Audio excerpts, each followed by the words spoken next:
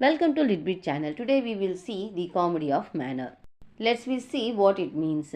The comedy of manner is a specific type of comedy that gained popularity in the late 17th century, particularly during the Restoration period. It humorously explores and critiques the behavior, value, and pretensions of the aristocratic upper class, focusing on their superficialities and social games. Let's go through the key points step by step. Definitions of the comedy of manner defines, satirizes the behavior, manner, and social customs of the wealthy and fashionable classes. These plays focus on witty conversations and clever portrayals of the lives of aristocrats, exploring their affections, romantic intrigues, and hypocrisy. It is not about deep emotions or serious topic, but instead pokes fun at how society values appearance over substance. The genre emerged during the Restoration era in 1660 to 70s in England, at a time when theatres reopened after being closed under Puritan rule. The Restoration period begins with the returns of King Charles II, who brought with him a love for art, theatre, and French influence. The societal shift encouraged a revival of entertainment, including satirical comedies, where writers openly mocked the lavish lifestyles of the upper class. Pioneers and their work. William Wycherley, The Country Wife, a famous play known for its sharp humor and scandal depictions of moral corruption in aristocratic society. Next one, John Dryden, Marriage Lamode.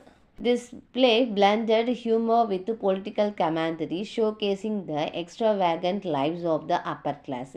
Next one, William Congreve, The Way of the World, one of the most iconic works, celebrated for its clever dialogues and intricate depictions of romantic and social intrigues. Next one, these writers introduced the foundations of the comedy of manner, emphasizing sharp wit and satirical tone. Let's see followers and their works. Later, the genre was carried forward by writers who added their own twist. Richard Brinsley Sheridan's The School for Scandal, known for its beating satires of gossip and hypocrisy in high society. Next one, Oliver Goldsmith, She Stoops to Conquer, a comedic masterpiece that combines satire with elements of morality and sentimentality. While staying true to the original themes, these writers softened the tone by including more relatable and sentimental aspects. Let's we see the feature. First one, focus on upper class society. These plays revolves around the aristocracy lives, relationships, and norms. Next one, wit and satire. The dialogue is clever and humor is used to ridicule the upper class's hypocrisy. Third one, refinement in language. This one depicts the immortal content. The language is polished and sophisticated. Next one, surface level. Focus is on outward appearance rather than deep emotions or serious issue. Next one, obscenity and immortality. The content often explores immortal behaviors like adultery and deceits, but this is presented humorously. Next one, characteristics. First one, weak plots. The stories are often simple, serving mainly as a vehicle for witty dialogues and satire. Next one, stock characters. Features archetypes like the Rack, a charming yet morally corrupt man. Example, libertines. The coquette, the flirtatious woman who thrives on attention. Next one, conflict of wit. Verbal sparring or duels of wit between characters showcase their intelligence and cleverness. Next one, focus on appearance. This one, characters are preoccupied with maintaining a polished public image, often leading to humorous situations. Next, we see the themes. The main themes of comedy of manner is satire. It mocks the hypocrisy and vanity of aristocratic life, the superficial nature of relationship, the obsessions with appearance and social pretensions. It often explores romantic entanglements to expose double standards and flawed morality. moralities in high society. Next one, the comedy of manners aim to entertain audience with clever humor while stimulously offering subtle criticism of the social elite. By highlighting the absurdities of aristocratic behavior, it invites the audience to reflect on the flaws of society in a light-hearted way. Next one, the primary purpose of the genre is twofold. First one, amusement, to captivate the audience with sophisticated wit and humor, to provide a critical commentary on the values and behavior of the elite, exposing their pretensions and eccentricities in a humor light. Next one, famous works and author. Some notable works and their writers include William Congreve, The Way of the World. This one is a masterpiece of sharp wit and social critics. Next one, William Wycherley, The Country Wife, a bold and scandalous play. Next one, John Dryden, Marriage Loving satire with political themes. Next one, Richard Blensley Sheridan, The School for Scandal, a witty explorations of gossip and reputation. Next one, Oliver Goldsmith, She Stoops to Conquer, a light-hearted and moralistic take on the genre. Conclusion part, the comedy of manner is a unique genre that combines humor, wit and satire to reflect and critiques the polished yet morally ambitious world of the aristocracy.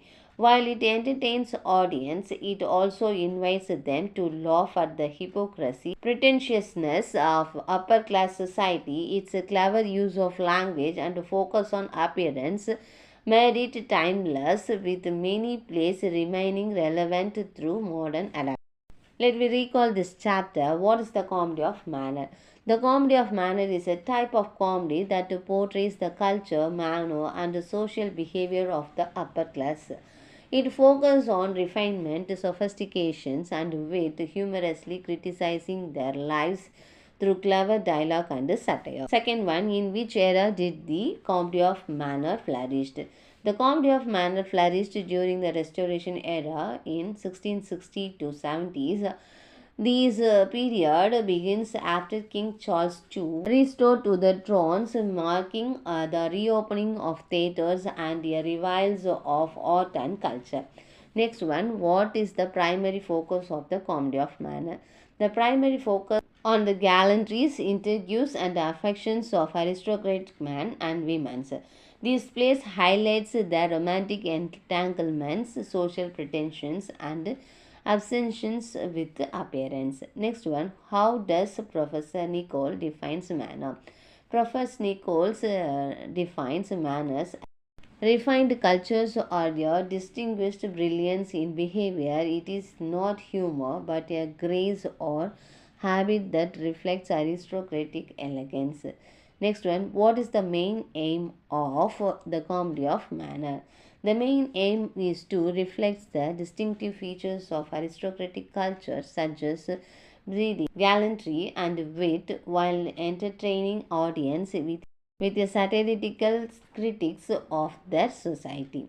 Next one, what kind of characters are avoided in the comedy of manner? The comedy of manner deliberately avoids low and mean character associated with coarse or vulgar humor, often refined to a mechanic humors. Instead, it focuses on the refined elite. How is language treated in the comedy of manner? The language in the comedy of manner is highly refined, achieving a level of sophistication that avoids vulgarity or crude words. The polished styles reflects the elegance of the aristocracy. Give two examples of the words avoided in the comedy of manner. Words like or and were avoided in the comedy of manners as the genre sought to maintain a tone of elegance and sophistication despite its satirical and sometimes immortal themes. What is the leading characteristics of the comedy of manner?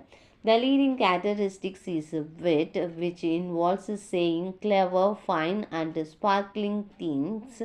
Characters often engaging in verbal duels to showcase their intelligence and humor. Next one, what are the weakness aspects of the comedy of humor? The weakest aspects of the genre are plot and construction. The storyline is often secondary, serving mainly as a vehicle for witty dialogues, and the characters tend to be stereotypes such as rags, coquettes. Thank you, viewers. Thanks for watching this video.